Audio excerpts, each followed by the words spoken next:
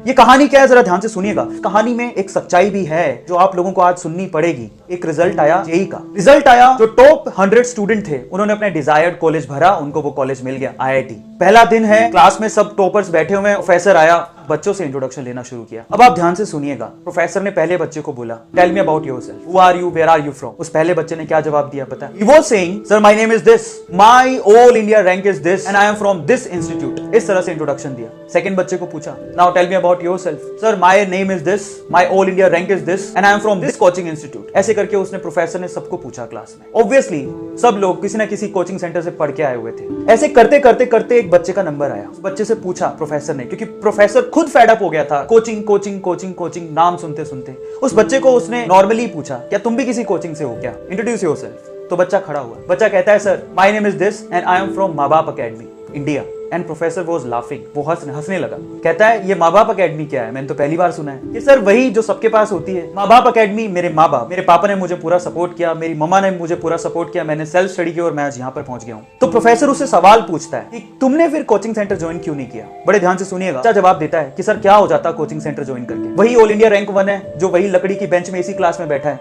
और वहीं मैं हूं 59th रैंक है सर, और मैं भी उसी क्लास में उसी लकड़ी की बेंच पे सामने बैठा हूं सर। क्या फर्क है? हाँ, फर्क सिर्फ इतना है कि वो 2-2.5 लाख रुपए खर्च करके बैठा है और मैं अपने माँ बाप के 2-2.5 लाख रुपए बचा के बैठा हूं सर। सो प्रोफेसर उसकी बात को सुन के हैरान रह गया। प्रोफेसर से रहा नहीं गया। उसने फिर से एक सवाल पूछा उसी बच्चे से। कहता है, तुमने कभी तो ट्राई किया होगा इस कोचिंग इंस्टीट्यूट के लिए, कभी तो तुम गए होगे। तो उसने जवाब दिया, हाँ सर मैं गया था। मेरे स्कूल वाले जो टीचर थे वो मेरे घर आए, मेरे पापा से मिले और उनको बोलते हैं कि आपका बच्चा बहुत होनहार है, इसके लिए कुछ करो, उसको किसी इंस्टीट्यूट में दाखिला दिलाओ, ये निकल जाएगा। पर मेरे पापा के पास इतने पैसे नहीं थे, तो उन्होंने अपना घर बेचकर थोड़े बहुत पैसों का जुगाड़ किया और मुझे लेकर गए इस कोचिंग सेंटर में।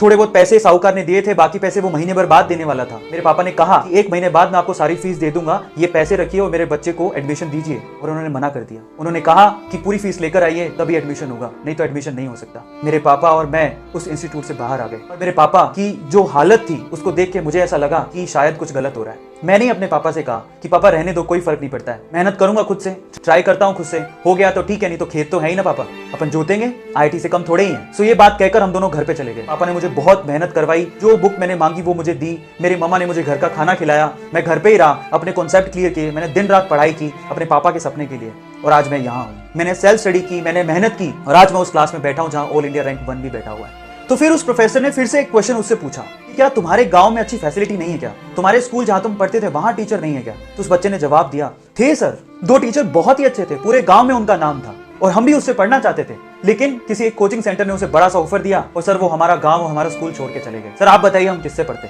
और ये सब सुन के उस प्रोफेसर ने उस बच्चे की बहुत तारीफ की क्लास में, और बहुत ज्यादा। अब क्लाइमेक्स आने वाला है स्टोरी का, ध्यान से सुनिएगा।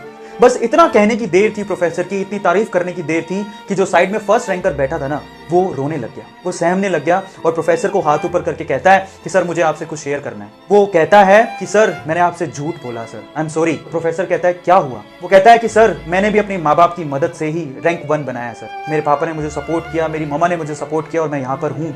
तो फिर प्रोफेसर पूछता है, तो तुमने क्यों कहा था पहले कि तुमने कोचिंग सेंटर ही ज्वाइन करके ये रैंक बनाया। तो वो कहता है, sir I am sorry, actual में मुझे ऑफर आया था इंस्टीट्यूट से और इस वजह से मैंने अपना रैंक बेच दिया, सॉरी फॉर दैट सर, मुझे बहुत फील हो रहा है। अब मोरल क्या है स्टोरी का, जरा उसको समझें। जो अगर आप सोचते हैं कि ऑल इंडिया रैंक 1 ये कोचिंग इंस्टीट्यूट ही बनाते हैं, तो बहुत सारे टॉपर ऐसे हैं जो अपनी रैंक बेच देते हैं। Do share this video.